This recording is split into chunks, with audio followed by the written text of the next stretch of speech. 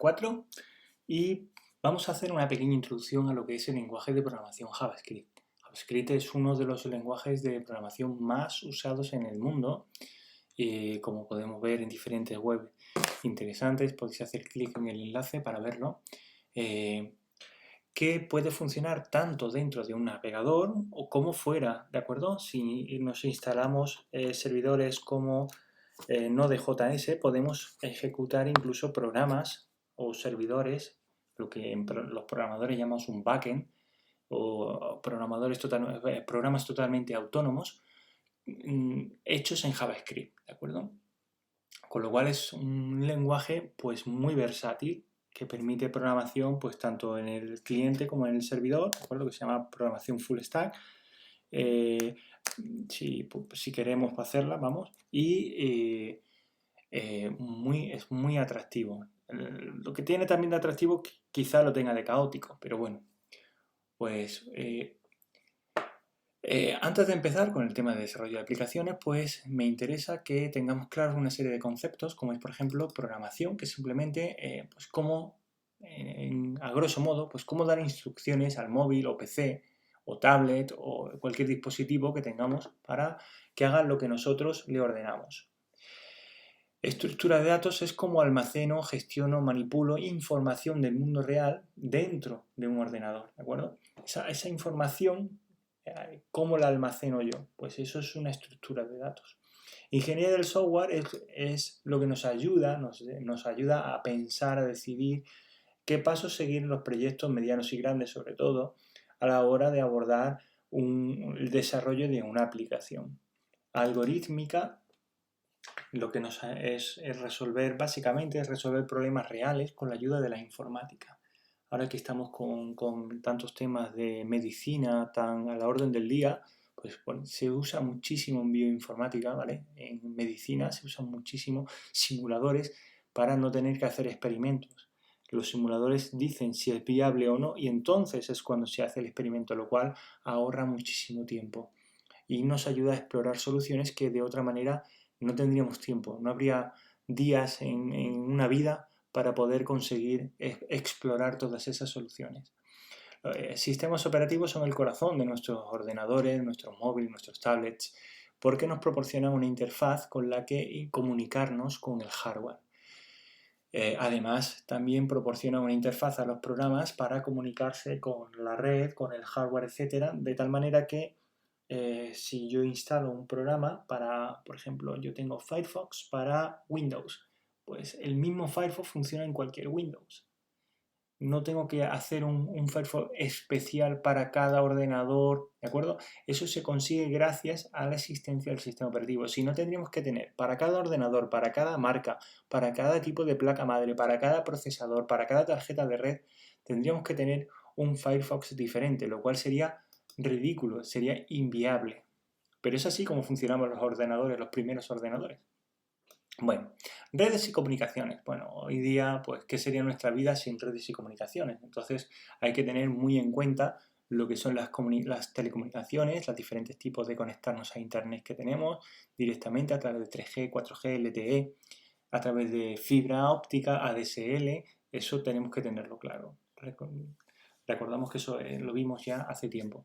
Bases de datos son los grandes almacenes. No estoy hablando de Big Data, simplemente almacenes, pequeños almacenes de información donde guardamos información sensible. Es decir, cuando un ordenador manipula algo, una información, si yo quiero que esa información sea persistente, se guarde a lo largo del tiempo, he de almacenarla en lo que llamamos una base de datos. De esa manera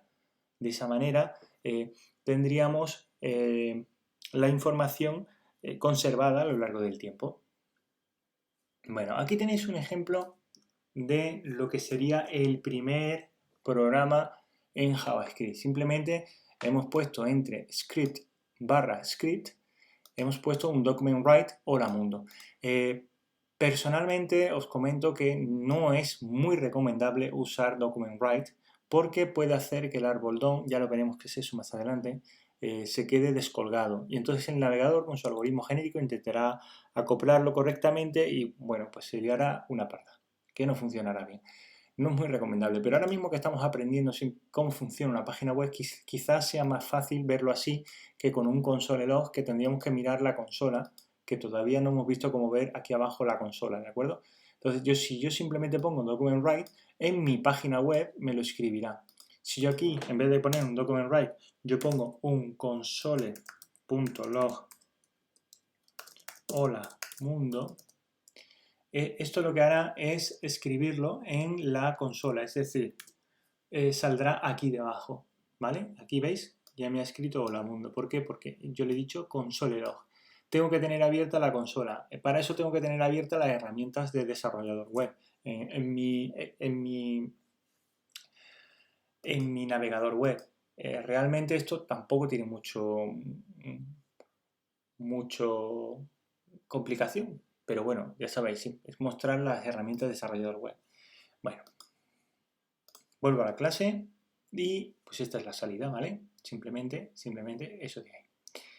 Bueno, eso es una manera de incrustar JavaScript en mi página. Es decir, yo puedo hacerlo, por ejemplo, poniendo en cualquier sitio que a mí me apetezca de mi página web script para script, y ahí directamente escribo el código JavaScript, o lo más recomendable, siempre es lo que deberíamos de hacer, es cargarlo de un fichero externo, ¿de acuerdo? Siempre es la mejor opción. ¿Por qué? Porque en HTML4, versiones antiguas de HTML, con ciertos navegadores antiguos, la codificación de caracteres no va a ser la misma aquí que en el otro sitio, y vamos a tener que nos van a aparecer acentos raros, palabras extrañas, los acentos no se ven bien, y eso es problema de que cuando el desarrollador web que hizo esa página no tuvo en cuenta este tipo de cosas y la codificación no está correcta, ¿vale? Para que no tengamos esos problemas, siempre es recomendable tenerlo en un fichero aparte. Entonces esto puede estar en UTF-8 siempre, y la página web en cualquier codificación que yo quiera. Eso ya lo veremos en un curso más avanzado. ¿Y si mi navegador no soporta JavaScript o lo tiene deshabilitado? Pues yo puedo indicar con este trozo de código de NoScript / NoScript, ¿vale? Eso en verdad no se va a ver. Si os fijáis, voy a ponerlo aquí para que os deis cuenta. Lo pongo aquí, NoScript, perdón. Vamos a ventana, aquí. Copiar, me vengo aquí. ¿Vale? Yo he escrito aquí NoScript. Fijaos cómo no se ve. ¿Por qué no se ve? ¿Por qué no aparece aquí debajo ese NoScript? En verdad existe esto de aquí, pero no se ve. ¿Por qué? Porque solamente se va a ver cuando yo deshabilite, cuando no funcione JavaScript. Si JavaScript no funcionara, entonces se vería este mensaje. ¿Por qué? Pues porque el usuario lo ha deshabilitado, porque es un navegador muy antiguo, es un navegador en modo texto, etc. En ese caso, pues pasaría eso, ¿de acuerdo? Bueno, volvemos otra vez aquí y seguimos con la sintaxis básica. Pues una variable es simplemente un pequeño espacio de la memoria del ordenador donde vamos a guardar un dato. Por ejemplo, te digo, suma 3 y 4, coge tus manos, pon 3 dedos en una mano, 4 dedos en la otra mano hacia arriba, ¿vale? ¿Tienes hacia arriba 3 dedos en una mano, hacia arriba 4 dedos en la otra? Pues eso es, tu mano derecha es una variable, ¿de acuerdo? Por ejemplo, imagínate que en la derecha has almacenado el número 3 y en la izquierda el número 4, ¿de acuerdo? Pues tu mano derecha es una variable que ahora mismo tiene almacenado un 3. Tu mano izquierda es otra variable que ahora mismo tiene almacenado un 4. Si te digo que lo sumes, me vas a decir un 7, ¿de acuerdo? ¿Cómo has hecho eso? Porque tú has dicho izquierda más derecha es 7. ¿Lo entendemos? Pues eso es básicamente lo que hace un ordenador internamente. Va guardando información en variables, en zonas de memoria, para hacer cuentas. Imagínate que yo tengo muchas cuentas seguidas y esas cuentas las repito.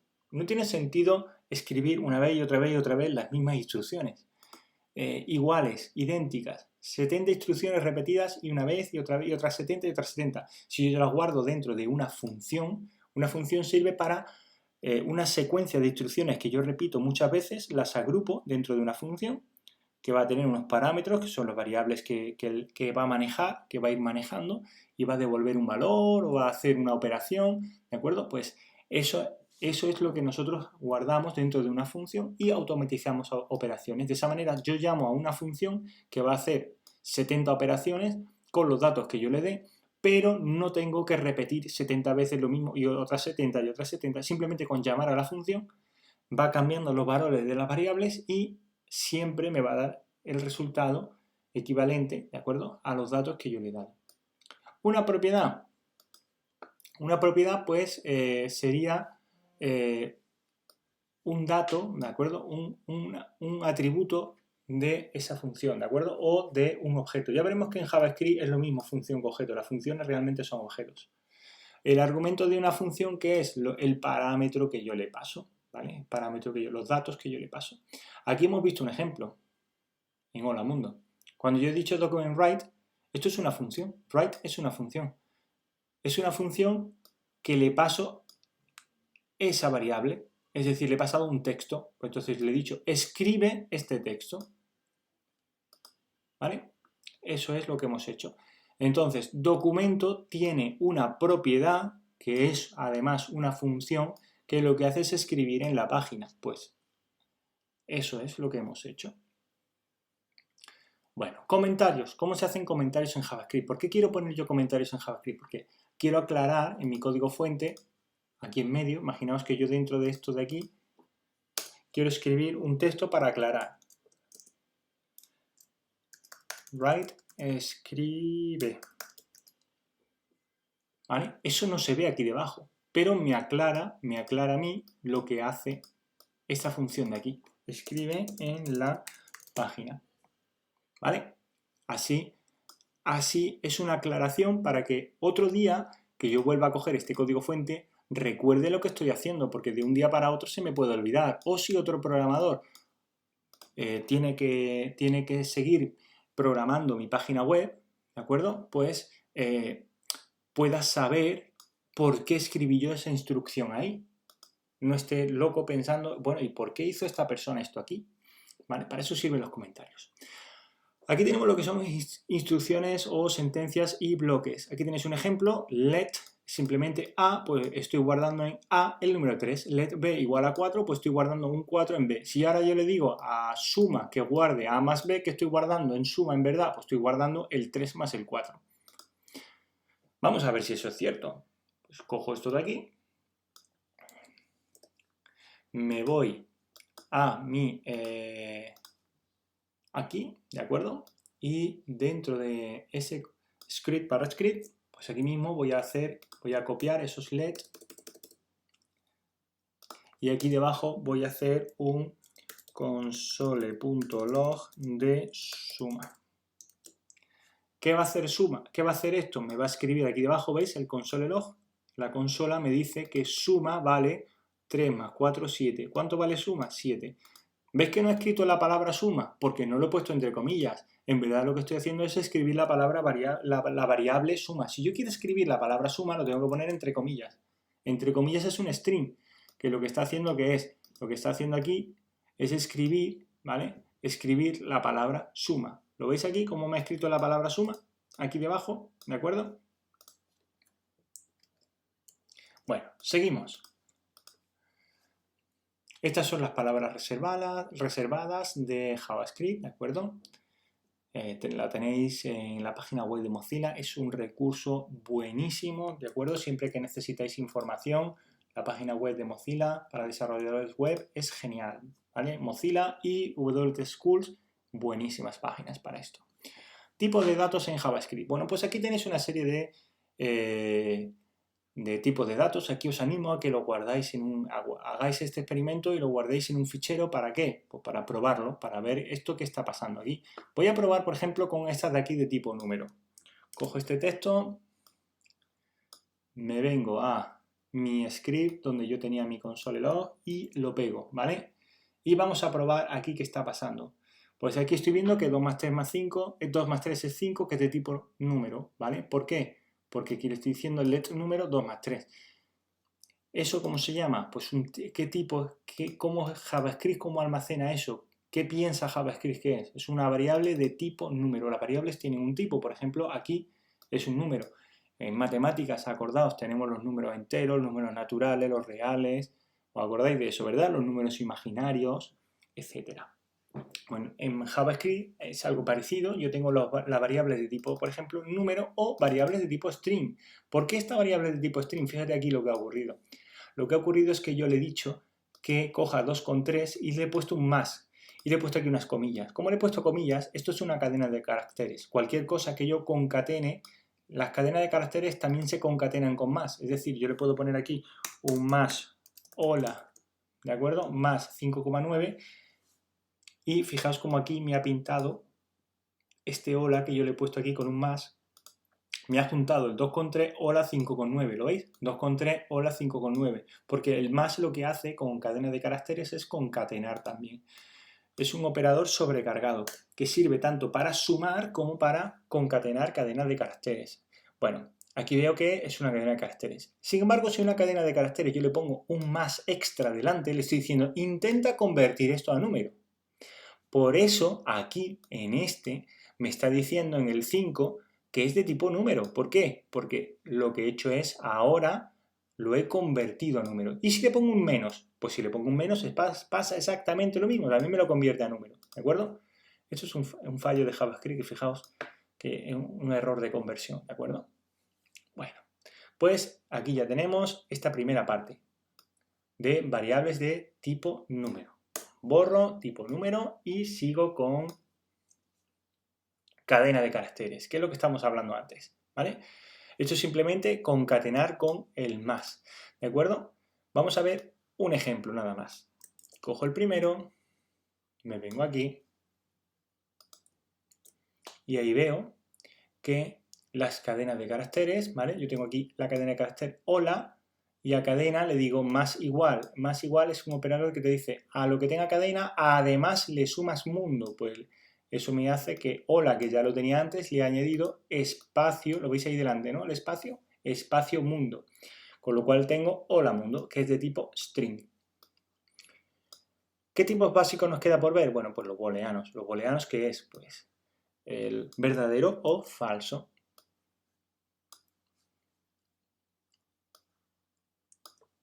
Aquí podéis verlo. Booleano, ¿veis? De tipo boolean. ¿Por qué? Porque le he asignado true, ¿vale? Se puede asignar true o false.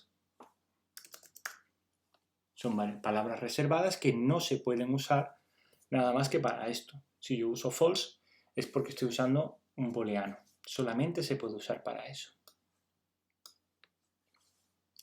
Bueno, aquí tenéis la salida de todo y una serie de cuestiones que os preguntan. Aquí veis también comparaciones igual que, menor que y comparaciones estrictas. ¿Para qué sirven las comparaciones estrictas? Cuando yo pongo igual igual, intenta hacer una conversión de tipos. Es decir, 5 es igual a 2. Me explico. Vamos a verlo aquí con un ejemplo. Yo aquí, por ejemplo, voy a asignarle, igual que tenía antes false, ¿vale? Voy a decir 5 es igual a 5 entre comillas. ¿Qué me decís vosotros? ¿Es igual un 5 que un 5 con comillas? ¿Qué pensáis?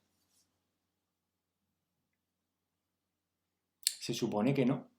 ¿Por qué? Porque esto es una cadena de caracteres. Sin embargo, me dice que es verdadero. ¿Por qué? Porque ha convertido al mismo tipo los dos. ¿De acuerdo? Sin embargo, si en vez de poner 2 iguales pongo 3 iguales, la cosa cambia. Ahora me dice que no es verdad, no son iguales. ¿Por qué? Porque con 3 iguales lo que estamos diciendo es que no es que se vea igual, ¿vale? No es que se vea igual, sino que encima sean del mismo tipo. Es decir, que si esto es de tipo number, esto tiene que ser de tipo number. O al revés, si esto es de tipo string, este también tiene que ser de tipo string. Los 3 iguales compara no solamente que se vean igual, sino que además sean del mismo tipo. ¿De acuerdo? Hay que tener cuidado con las conversiones de datos. Aquí tenéis vamos ahora con las estructuras de control, que esto os va a servir para un ejercicio que haremos la siguiente semana. Entonces os lo anticipo, tener cuidado, prestarle atención, que esta está muy interesante, esta estructura de control. Vamos a ver este ejemplo aquí. Es muy interesante. Me dice, edad, prompt, dime tu edad. Fijaos, prompt, ¿qué hace? Prompt es esta pestaña que me sale aquí, esta ventana, donde me está preguntando el texto que yo le haya puesto aquí en la función. ¿Lo veis? Esta función me abre un diálogo donde me pregunta un dato. Como le tengo que dar un número, si no pusiera un número esto no va a funcionar bien, porque en verdad yo lo que quiero es un número. Bueno, le voy a poner, por ejemplo, 5. 5, si yo le digo que tengo 5 años, me debe decir que soy menor de edad. ¿Por qué? Porque si edad es menor que 18, entonces me va a decir que es menor de edad. Sin embargo, si yo aquí voy a darle... Si yo ahí le pongo exactamente 18 o más de 18, fijaos que el menor es estricto, no es menor igual. Como es menor estricto, no es menor igual, siempre que sea menos de 18, es decir, 17, 16, 15, 14, siempre me va a decir que soy menor. Pero si le pongo 18 exacto o más de 18, me va a decir que soy un adulto, ¿de acuerdo? Esta es la condicional if-else, ¿de acuerdo?